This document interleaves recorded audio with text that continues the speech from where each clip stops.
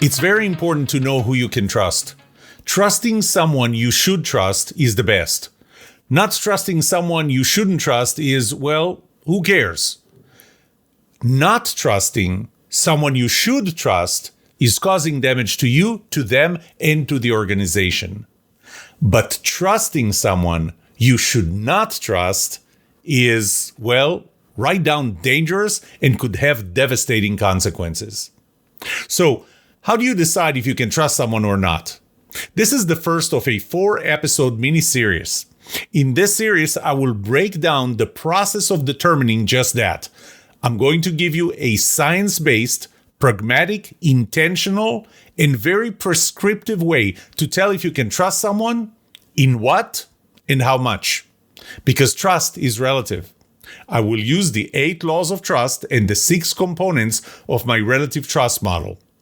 I will show you how to determine the level of trust you should have in another person based on who they are and what they do. And if you think that your gut has nothing to do with it, you're wrong. It is, and I'll show you how to train your gut to tell you if you can trust someone or not. There is one more exciting thing that I want to share with you today. I transcribed these episodes and then I condensed them into articles. I've been doing that since the first episode of season 4. I have now released a new book series that has the articles based on this podcast. The first 3 volumes just got published this week and are available in both printed and electronic formats. If you want the audio format, well, then just listen to this podcast. With that, let's start talking about how you can tell if you can and should trust someone right after this.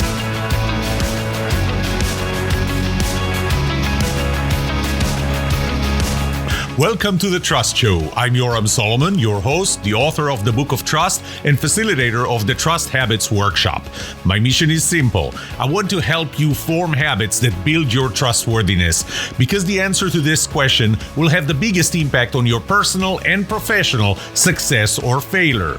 Can I trust you?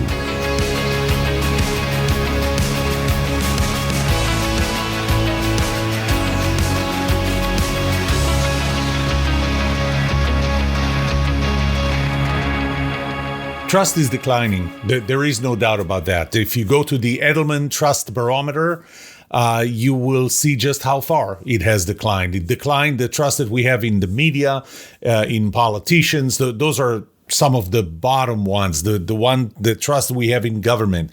But even the trust that we have in each other has declined, which makes it only more important that we know who to trust. Now, the subtitle of the Book of Trust, is build trust, be trusted, and know who to trust.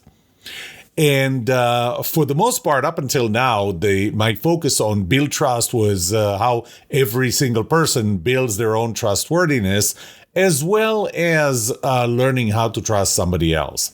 But that's a small part. The big part is know how to be more trusted. What do you have to do? What you can do to be more trusted? And I haven't focused much on, at least in this podcast, on knowing who to trust. How can you tell who you can trust?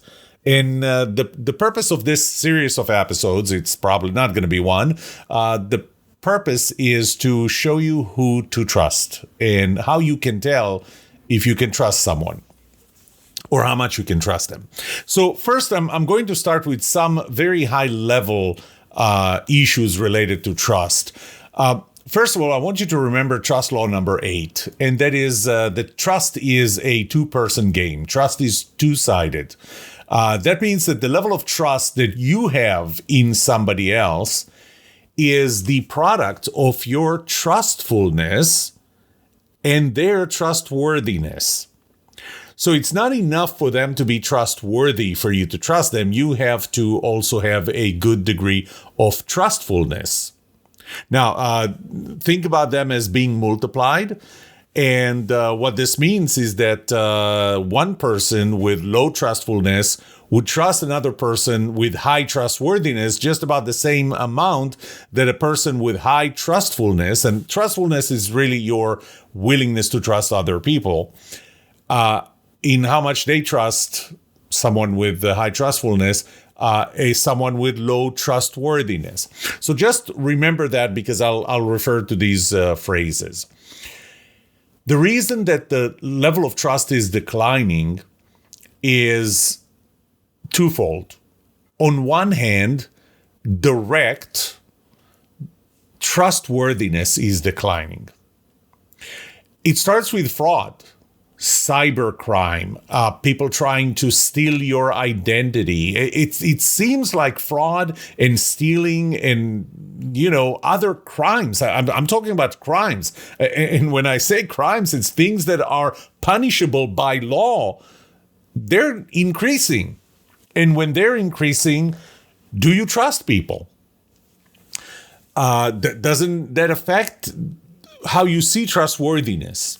So trustworthiness is declining, one, because of fraud, two, because of all kinds of marketing and sales tricks that cause you to believe that the value you're getting from a product or a service is more than it really is, and that the price that you're actually paying is less than what you really do pay. And I talked about that more in another episode when I talked about the formula that makes companies trusted and their customers loyal. So there are a lot of marketing tricks. Just look at your LinkedIn account or Facebook or your email inbox and see how many people are just trying to sell you on how to get more customers. And it's really, the title should be how to trick more people to be your customers. Because for a big part of it, you're really tricking them. So we got fraud, we got marketing tricks. Those are declining in trustworthiness, declines in trustworthiness. Then there's the polarization that we have in our society that I think it's pretty much equal, maybe even more than what we had before the Civil War in the 19th century. We dehumanize people. So the other people are dehumanized. And would you trust somebody who dehumanizes you? There is a general decline in empathy. There was a study done, I think it was 2017 or 2015, that showed that the level of empathy, or I'll put it the other way around, because the study was really about individualism, and this is how we focus on ourselves and the world revolves around us. And that increased over the last 51 years, actually the 51 years covered in the study. In general, in 78 countries, it increased by 12%, but in English-speaking countries, which we lead, it increased by 60 to 69%. So less empathy, and in general, those are all components that make you trust other people less, but because they're less trustworthy. If they're tricking you, if they use a lot of BS, if they use a lot of fraud, if they don't care about you, if they dehumanize you, they're not empathetic to you, then they're less trustworthy, at least in your eyes. That's the direct impact, but there is an indirect impact, and that's the impact on our trustfulness, our willingness to trust other people. And it's the result of the direct decline in trustworthiness, because when so many people are untrustworthy, you can't trust them, that hurts your trustfulness. You are less inclined to trust people, period. Because you're starting to think that all people are like that. I mean, when you got exposed to so many people who are untrustworthy, should you be trusting the next person? There is an impact. And this is why every time I talk about trustfulness and trustworthiness, I tell people that you are in full control of your trustworthiness, but have almost no impact on trustfulness. And I don't say that you don't have impact. You have almost no impact, because those things are cumulative. The more untrustworthy people you're going to encounter, the less trustfulness you'll have. So what that causes is that if somebody is trustworthy, you're going to trust them less, because trust is the product of not only their trustworthiness, but your trustfulness, which is indirectly declining because of the decline in other people's trustworthiness. So this is why we have a general decline in trust. I'm not going to throw percentages from research done by others. I think the Edelman Trust Barometer is a good source for that, and there are other sources. There is a general decline in trust, which makes it even more important for you to be able to detect whether you can trust another person, whether the other person is trustworthy or not. Wow, that was a mouthful. Then took a third of this episode. But it was important. It was important to understand that decline and why is it declining, and the distinction between trustfulness and trustworthiness. I did, as usual, I typically do a LinkedIn poll just to get the sense of what people care about it, or who do you care about if you could trust? And so I asked this question.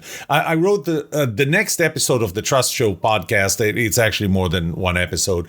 We'll address, how do you know if you can trust X? And who would you like X to be? And I gave several options in the workplace. I focused on the workplace.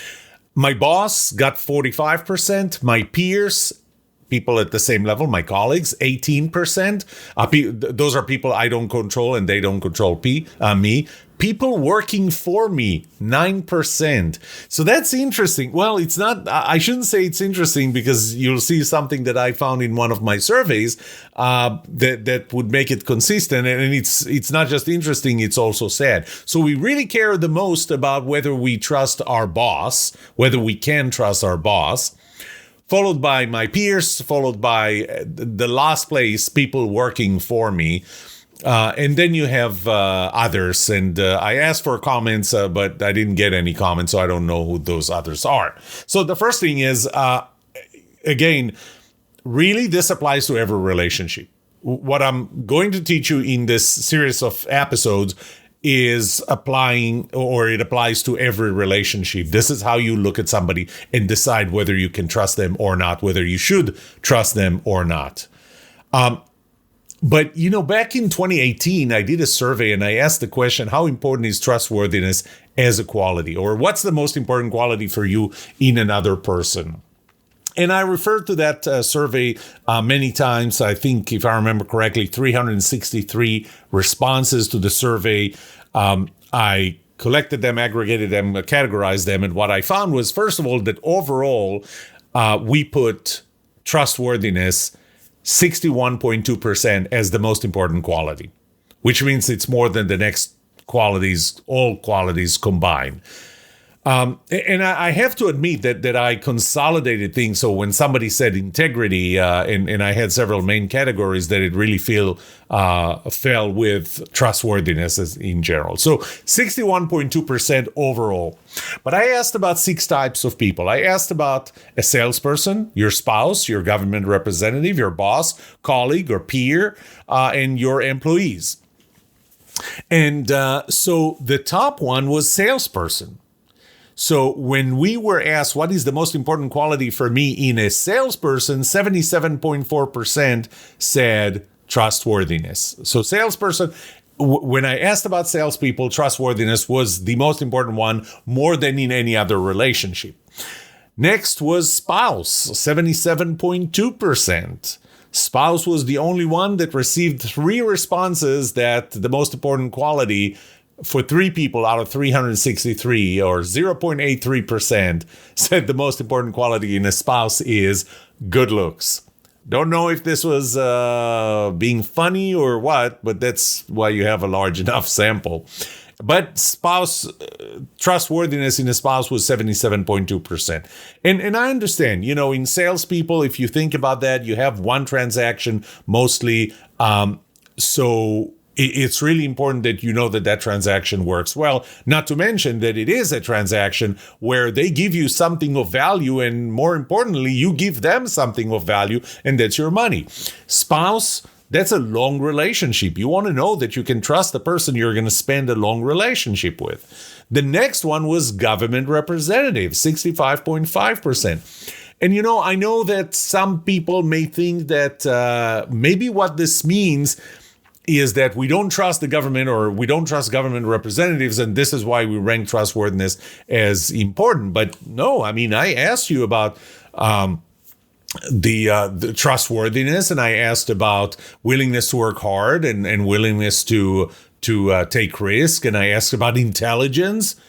And people just said in my government representative, which apparently is important to us, 65.5% believe that trustworthiness is the most important quality in them. 60% in a boss, which is a little interesting because it's a little less than the overall of 61.2%. 60% said that the most important quality for them in their boss, is trustworthiness. When I asked about a colleague or a peer, this was the first time where the number went below 50%. So less than 50% said that trustworthiness is the most important one. It was still the top one with 49.2%.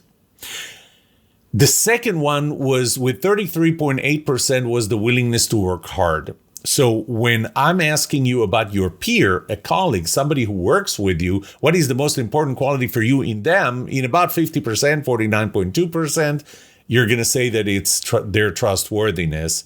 But 33.8%, or a third of the time, it's their willingness to work hard. So you want to see your coworker willing to work hard, which, by the way, plays into one of the components of the 6-component relative trust model, symmetry. You want to know that they're willing to work hard, especially if you're willing to work hard, because you trust someone who is putting in as much effort as you do. So that's why that plays a role. But now comes the interesting part, and I talked about that before, so it shouldn't be too surprising to you. When I asked leaders, bosses, managers about their employees, trustworthiness was 39.3% most important quality. It was actually not even the first place. This was the only one of 6 relationships where it wasn't in the first place. First place, 47.5% was the willingness to work hard. You remember how I told you that in my it was a very small sample LinkedIn poll, when I asked, who do you want to know if you can trust? The lowest number was for people working for me, which is very consistent with my survey that said 39.3% of leaders, managers, bosses thought that trustworthiness is important in their employees, which means that they're not willing to trust their employees. If they don't care about whether they can trust their employees or not, if they don't care about the employees' trustworthiness, this is how these things tie up, then, why would they trust them? And if they don't trust them, they're not going to give them autonomy, and they're not going to give them a lot of things that would cause the employee, in turn, not to trust their boss. It's an interesting cycle there. So trustworthiness is important to us in the other person. And I'm going to deduct from it simply because trust is the product of trustfulness and trustworthiness, that trust is important for us. In this series of episodes, what I'll do is I will explain how we make that decision. But also, what are the type of things that we can do to make a more accurate decision? I'm going to give you a very pragmatic approach, a very prescriptive approach to make that determination rather than my gut. I asked people many times, how do you decide if you can trust somebody else? And the answer was, I trust my gut.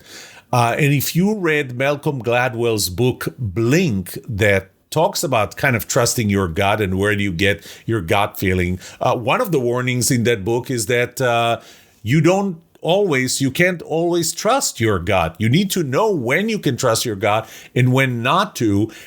He offers what are the type of things you can do to improve the predictability or the accuracy of your gut decision. And I'll tell you about an experiment in one of the episodes in this series.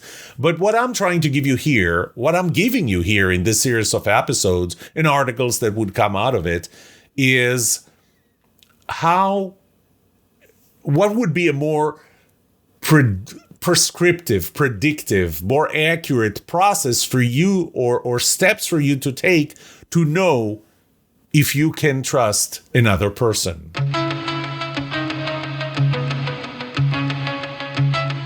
Now comes the question, what do I need to trust another person with and how much? Because trust, and this is one of my first, actually the first law of trust is that trust is continuous.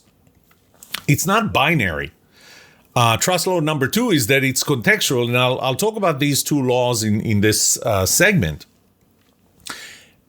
You know, there is absolutely no meaning to the question, can I trust this other person, yes or no? There is no meaning for it. There are different levels of trust that we have in people, and there are different contexts. So let's start with the different levels of trusting another person. Robin Dunbar, he's a British anthropologist, and he did a study.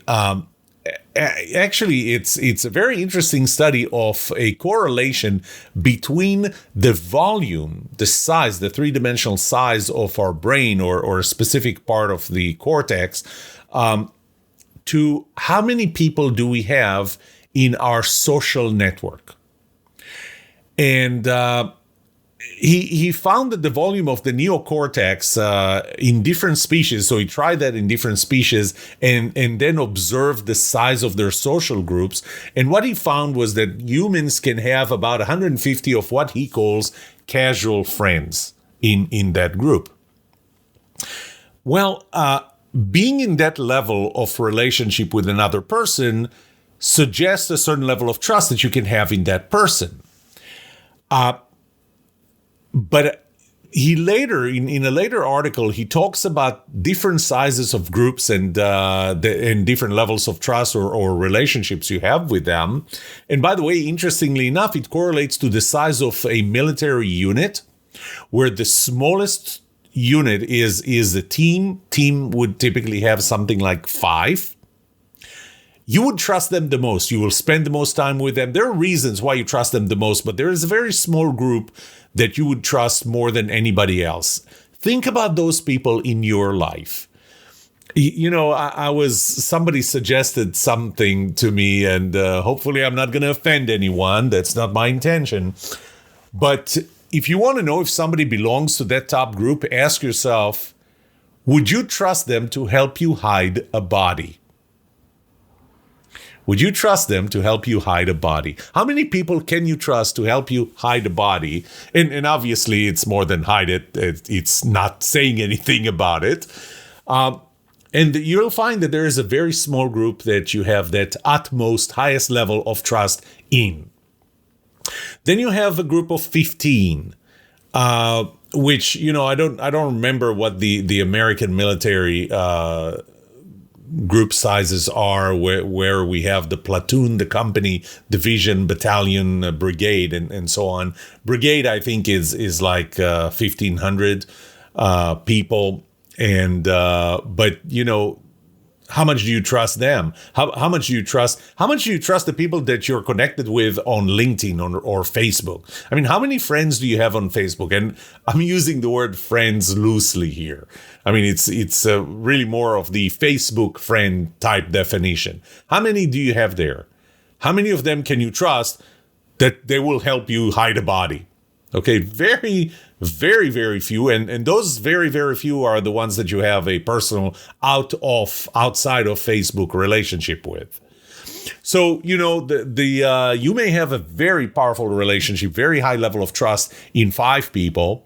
And doesn't have to be 5. Maybe it's 3, maybe it's 7, but it's probably not more than that.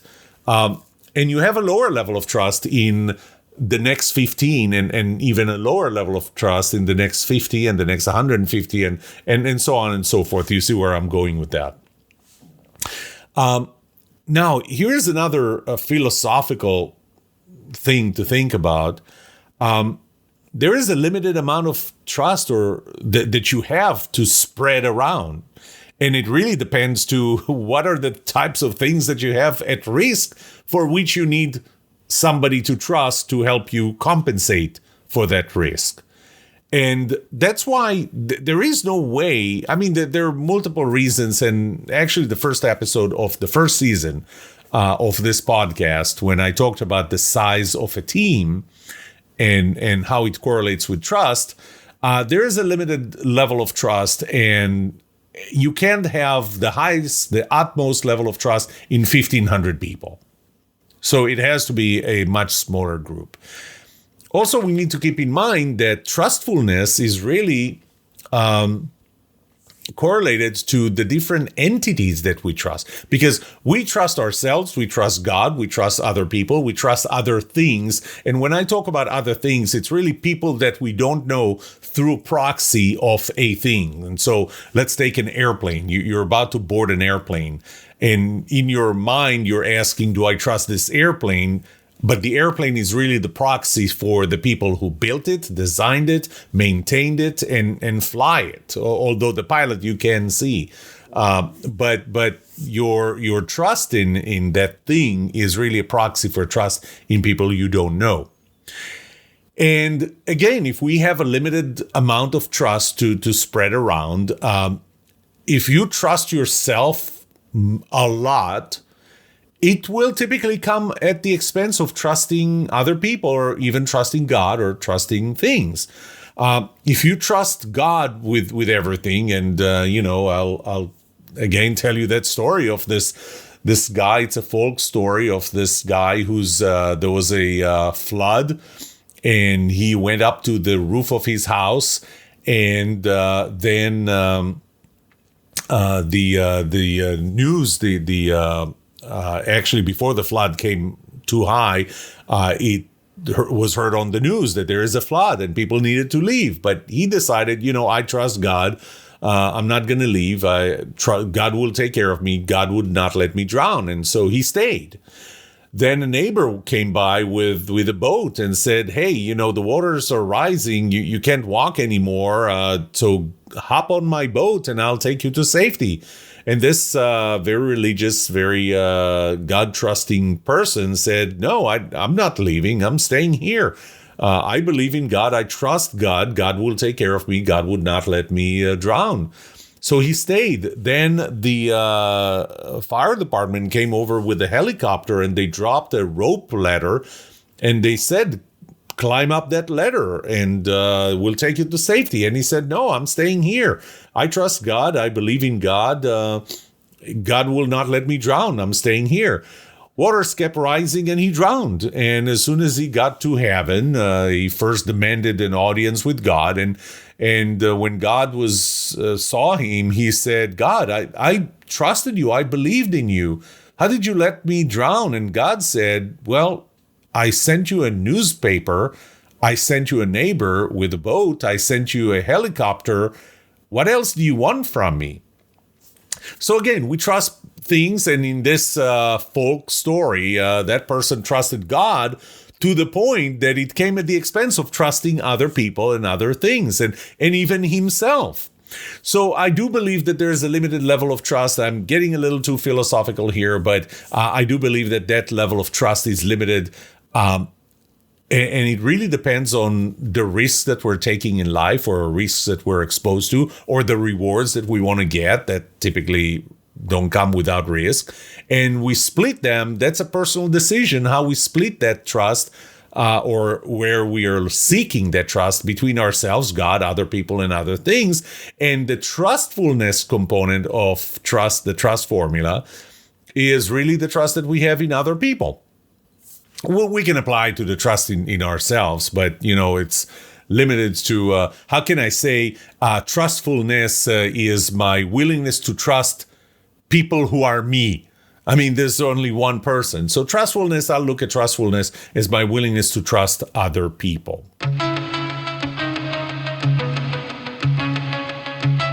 And the next thing that I want you to think about is what do we need to trust? What do you need to trust another person with, and how much? So once again, it's the first two laws of trust. Well, it starts with what's the reward. You heard that, no risk, no reward. So typically, if you want a reward, it comes with a risk attached. I mean, if you want to get more than what you currently are getting, there's some risk associated with it, because otherwise you will go and get it anyway. You're not there. It's not a question. If you can get a higher reward and risk nothing, then why not? So there is a reward and there is a risk associated with it. Now, there is a risk tolerance bar that we each have. And that's how much risk we're willing to take. And, if that risk materializes, that's okay. We're okay with that. The thing is that when we start looking for a bigger reward and have a bigger risk, that risk goes below our risk tolerance, or depends on how you look at it, but our risk tolerance bar. So it's a little too risky than we're willing to tolerate in general. And we need to trust another person to take us back to our comfort zone, to above our risk tolerance, to, now I feel safe enough. So the level of trust that I need in another person it depends on how far am I from my risk tolerance for seeking a certain action that has a reward. So, I'm about to start a startup company. Hypothetically, I'm not starting another startup company. I've started enough in my life. So I'm about to start a startup company. And the reward is, different people will see different rewards, but it can be the upside of once we go public or once we get acquired, and I'm going to own 30% of the equity in this company, and we're going to be acquired for $100 billion. No, let's just make it $100 million. Then I'm going to be making $30 million. There's a reward here, but it comes with a risk. And the risk is that it's going to go nowhere. That I'm going to be wasting my next 5 years in something that's not even going to pay me a salary, at least not initially. So that's a risk, and that risk may go below my risk tolerance bar. Now, some of us have more money set aside, some of us don't. So if for me, for the next 5 years, my current business, it was a risk that I took. I wanted the reward, and the reward was, getting to speak to all those companies and organizations, and the compensation that comes with it, and the fame. You know what? That was one of my rewards, being known for somebody who really knows trust. But the risk, to me, was below my trust, my risk tolerance bar. And when I say below, it means that I was taking more risk than I wanted to take. So I needed to trust. Who do I needed to trust? But again, the level of trust that I needed was just to get me to that risk tolerance level that I have. Okay. So I needed to trust enough to compensate for that bar. And that changes for different people. It changes with different situations. So the first thing to keep in mind is that this is trust law number one. Trust is continuous. So when you ask yourself, can I trust this other person? You need to first ask yourself, how much do I need to trust them? I mean, do I need to trust them to help me hide a body if all I need them to do is just submit an assignment to the university on time? That's not the same as helping me hide a body and not telling anybody about it, being my alibi.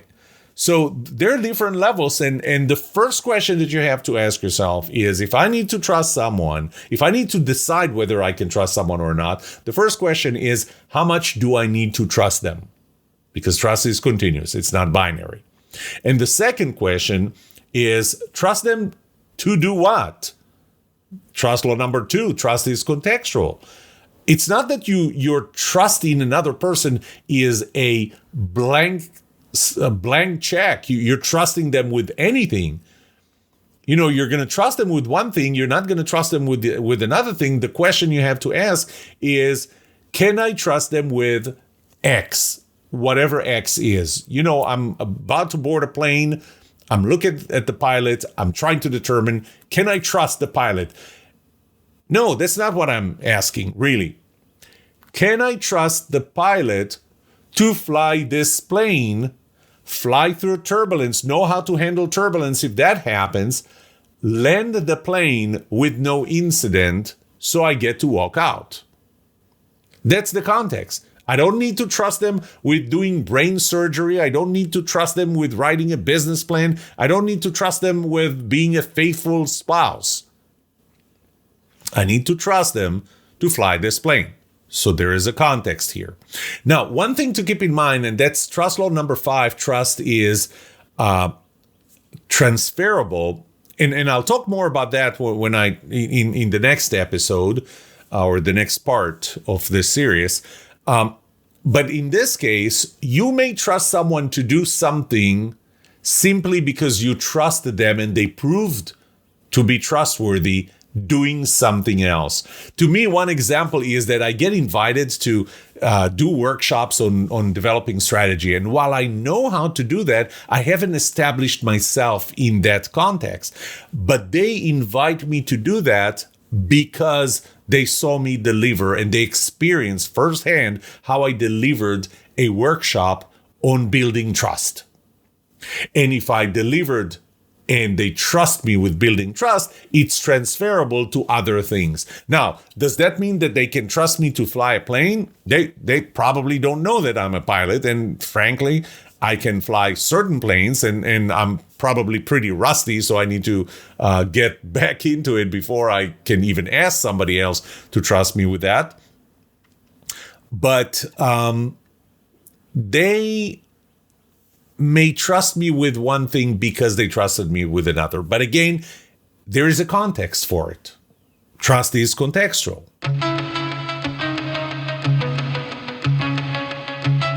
Before I wrap this episode up, a few don'ts. Okay, don't do these. First of all, don't ask, can I trust you? First of all, because what is the value of the answer? If they are trustworthy, what will they say? They will say yes. If they're not trustworthy, what will they say? They will say yes. So, they will not tell you that you can't trust them. So that's the first thing. Don't ask somebody, can I trust you, and expect them to be true, to be real and tell you, no, you can't trust me with that. Now, some people will. I don't want to completely eliminate that possibility. So some people will say, don't trust me with this. Well, it means that you can probably trust them in other areas because they show integrity, and integrity is something that's pretty broad and pretty universal to be trusted in something, but you can't trust them with that specific things. But for the most part, just be careful. If you ask somebody, can I trust you? And they say yes, it could be for two reasons. One is because you can trust them, and the other because they are so untrustworthy that they will not tell you the truth, that you cannot and should not trust them. There is one more thing when you ask someone, can I trust you? And that's how you ask that. Because you can ask that in a way that actually tells them that you don't.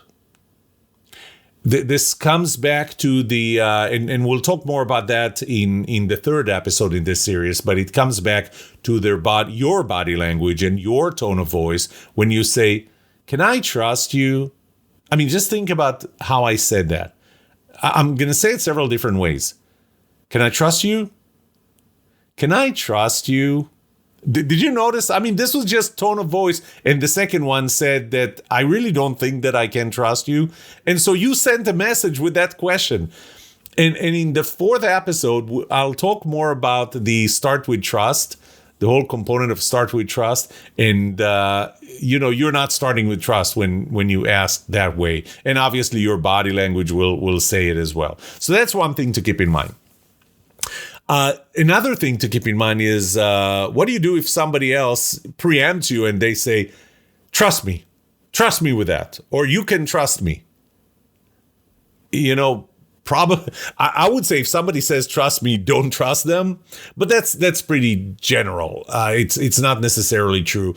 It again goes back to the same thing as when you ask them. Let's say that without tone of voice or anything, or any insinuations that you don't trust them. When you ask, "Can I trust you?" and they give you the answer, same thing. Somebody says trust me. They can say that for two reasons. Two very opposite reasons. One of them is because you really can trust them. The other is because they're really good actors and they're trying to deceive you to trust them. So in general, I say somebody says, trust me, try and get a sense, but that should not be how you make that decision. In the next two episodes, I'm going to show you how to make that decision, but don't just make that decision because somebody said, trust me. By the way, when you tell someone, I trust you, does that have any value? So when you tell them that I trust you, did you change their level of trustworthiness? First of all, the question is your body language consistent with you trusting them? Because you can say, I trust you, and they can see the hesitation or they can hear the hesitation in your voice. They can see it in your body language. So you may actually say, I trust you, and convey the opposite message, which means that you don't. But if they are really to be trusted, and for some reason, nothing came across from what you said that would indicate that you don't really trust them, if they are trustworthy, you may not have changed anything. If they're less trustworthy than they believe you trust them, then you may cause that cognitive dissonance that will improve their trustworthiness by a little. And I'll talk more about that in the fourth episode in this series, when I'll talk about that cognitive dissonance and trust before they're trustworthy, or a little before they're trustworthy. So just keep that in mind, that when you say I trust you, you may not have any effect, and you may even have a negative effect.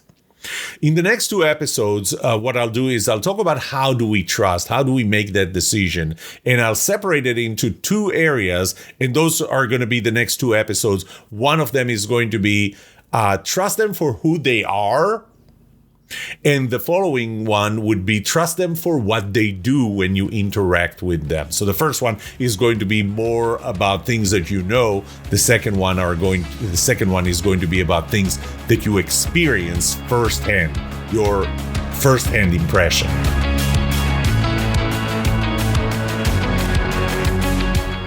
What would you like to know about trust and trustworthiness? Let me know and I'll answer it in a future episode. I would love to hear from you. Email me at yoram@thetrustshow.com. If you like this episode, subscribe to the show so you will automatically get notified when I release a new episode. Rate it. Write a review for this podcast, because those ratings help not only you, but also others looking for podcasts just like this. If you're looking for more resources to learn about how to build trust, be trusted, or know who to trust, look up my workshops, online courses, books, or go to my website, trusthabits.com. And remember that the answer to these two questions will have the biggest impact on your personal and professional success or failure. Can I trust you, and can you trust me? Thank you for listening or watching The Trust Show.